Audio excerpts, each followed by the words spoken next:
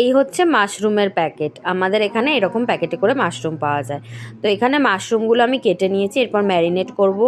Half চামচ গোলমরিচের গুঁড়ো, হাফ চামচ হলুদের গুঁড়ো, হাফ চামচ ধনে, হাফ চামচ জিরা, হাফ চামচ লবণ, আর এটা হচ্ছে বেরেস্তা পেস্ট, আর দিয়ে দেবো টক দই।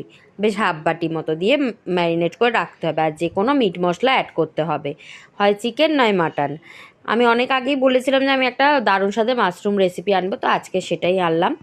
তো ওটা ম্যারিনেট করে রেখে দিয়েছিলাম। এরপরে কড়াইতে গোটা গরম মশলা ফোড়ন দিয়ে একটা টমেটো কুচি আর আদা রসুন বাটা দিয়ে একটু নেড়ে ঘেটে নিয়ে ম্যারিনেট করা মাশরুমটা দিয়ে ভালো করে কষাতে হবে।